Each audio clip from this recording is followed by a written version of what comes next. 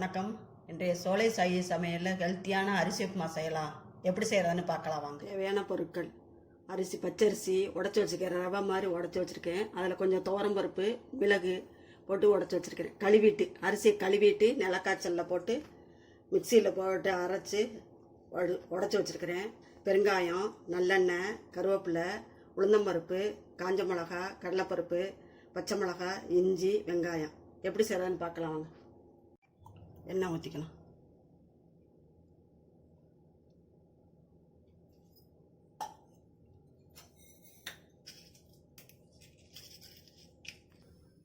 கடுகை போட்டுடலாம்.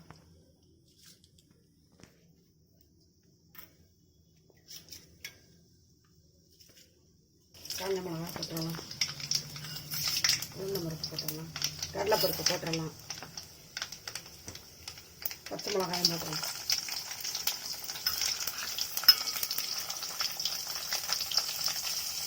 கருவேப்பிலையும் போட்டுடலாம். இஞ்சியை போட்டுடலாம்.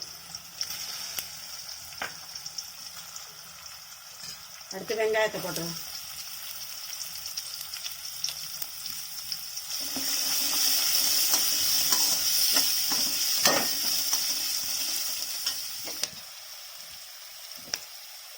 ஒரு டம்ளர் அரிசிக்கு 3 டம்ளர் தண்ணி ஊற்றணும்.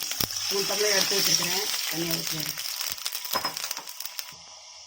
உப்பையும் போட்டுடலாம். போட்டு நல்லா தண்ணி கொதிக்கட்டும்.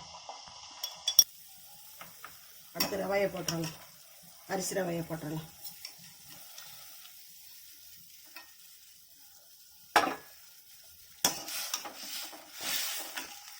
தண்ணி அதிகமாக இருக்க மாதிரி இருக்கும், சரியாக வந்துடும்.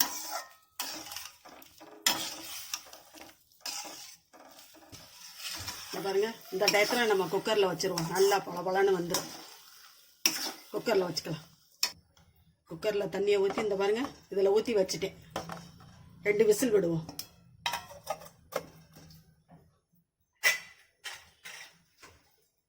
நல்லா வெந்துடும். அரிசியை கண்டு வேகணும். நல்லா 2 விசில் வந்துருச்சு. எடுத்து பார்ப்போம்.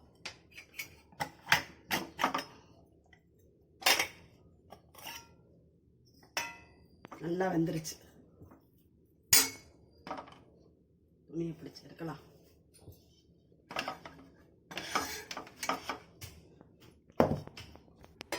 நல்லா ரெடி ஆயிடுச்சு பாருங்க.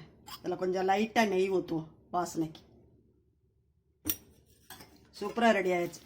எங்கள் அம்மாலாம் அரிசி உப்புமா தான் கிண்டுவாங்க. நல்ல சத்து, உடம்புக்கு சத்து. அரிசி பருப்பெல்லாம் சேர்ந்துருக்குல்ல. அரிசி உப்புமா எப்படி இருக்குன்னு செஞ்சு பாருங்கள். இதுக்கு தேங்காய் சட்னி, கொத்தமல்லி சட்னி நல்லாயிருக்கும் காம்பினேஷன். எப்படி இருக்கு செஞ்சு பார்த்துட்டு கமெண்ட்ஸில் சொல்லுங்கள். பிடிச்சிருந்தா லைக் பண்ணுங்கள், ஷேர் பண்ணுங்கள். சோலை சாயி சமையலுக்கு சப்ஸ்கிரைப் பண்ணுங்கள். நன்றி, வணக்கம். நாளைய வீடியோவில் பார்க்கலாம்.